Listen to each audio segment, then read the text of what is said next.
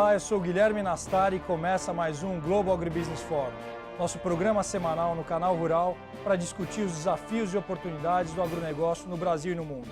Política pública certamente é um dos temas principais no agronegócio brasileiro. Para dividir um pouco dessa experiência, convidamos o deputado federal Arnaldo Jardim, que é o atual presidente da Frente Parlamentar Sucroenergética. Deputado, é um prazer receber o senhor, uma honra. Eu estou honrado de estar aqui, Guilherme. Obrigado. Prazer muito grande. Deputado, na sua visão, como é que foi o lançamento da Frente Parlamentar em prol do etanol, em prol do setor sucroenergético que aconteceu recentemente?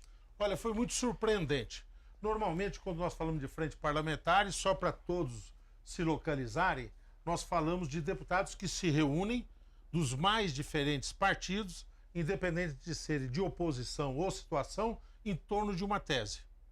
E surpreendeu a nós porque todos os partidos aderiram a esta frente e o número de parlamentares, tanto os que subscreveram como os que estiveram lá depois no ato do lançamento, foi uma coisa sem referências, sem parâmetros anteriores, ou seja, muito acima do que tinha sido normalmente o lançamento de outras frentes. Por que aconteceu isso? Foi a primeira pergunta que todos nós nos fizemos.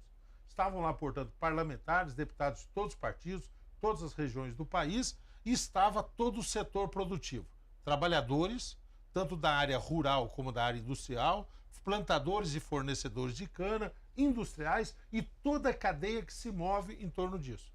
O bacana foi que, além desta presença, nós tivemos um manifesto que já traduz também uma unidade do setor. Porque muitas vezes nós temos dificuldade, mas o setor, cada um tem uma opinião sobre o que fazer.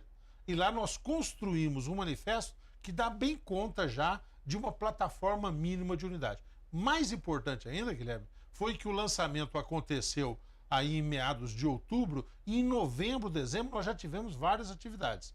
Nós tivemos uma reunião muito importante, estratégica, com a ANP, Agência Nacional de Petróleo e Biocombustíveis, para discutir toda a questão da oferta do etanol. Nós tivemos uma reunião no âmbito da própria CNI.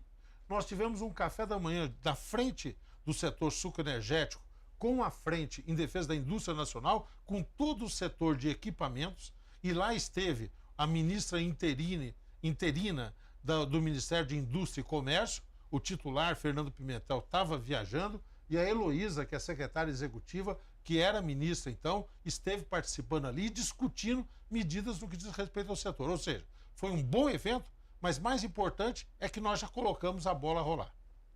Deputado, e qual que é a principal objetivo da frente? Qual o principal desafio que a frente tem? Primeiro, ela responde a uma situação que é dramática. Você é um grande conhecedor disso. Muitos de vocês sabem, mas alguns talvez não tenham os detalhes, e eu resumo de uma forma muito rápida. Primeiro, nos 2 últimos anos, mais de 40 usinas fecharam, deixaram de produzir.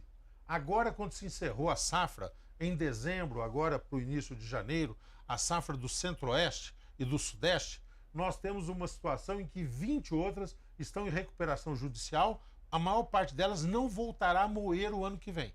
Nós tivemos um pequeno aumento de produção de cana, o volume de toneladas produzidas, que se deve muito mais a uma questão de melhoria do canavial e de questões climáticas, do que a uma política de expansão consistente, como o setor viveu há 4 anos atrás. Por isso tudo é que a participação do etanol na matriz de combustíveis do nosso país, que chegou a ser de mais de 50%, dentro daquilo que se consumia de combustíveis, o etanol respondia por mais de 50%, hoje baixou para 32%, dados da ANP no último levantamento feito ao longo do ano de 2013. Portanto, nós temos uma situação de crise efetiva no etanol.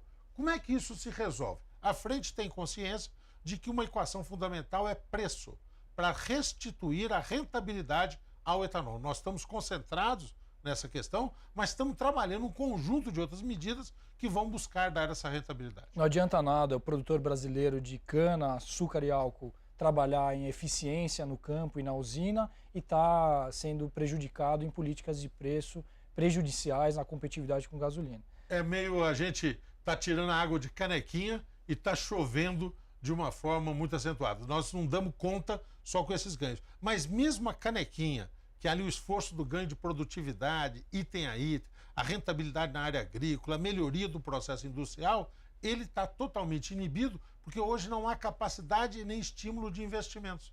Então nós estamos vivendo uma situação que o próprio tirar de canequinha também está todo mundo aguardando o período. Ou seja, é um círculo, infelizmente, vicioso e perigoso para o nosso etanol. Quais os ministérios que deveriam estar olhando com maior atenção esse assunto aqui no Brasil ou estão olhando com maior atenção? Eu vou contar uma coisa que todo setor sabe, é bom que todos também sejam cientificados disso. Houve um momento que a presidente da República, Dilma, nominou o ministro Fernando Pimentel como um interlocutor com o setor. No outro instante, nominou a ministra Gleisi para discutir de uma forma organizada com o setor. Isso dá conta, bem, essa mudança de interlocutores, de algo que nos preocupa muito, que é a fragmentação do diálogo em diferentes instâncias. Por exemplo, quando nós vamos discutir toda a estrutura de abastecimento do mercado e de regras de comercialização, nós devemos discutir com a ANP, Agência Nacional de Petróleo. Quando se vai discutir a questão de você ter reserva de transição, você ter na entre-safra um processo de arrantagem, você tem que discutir isso com o Ministério da Fazenda e é lá que se discute também o impacto na inflação da mudança de preço do etanol.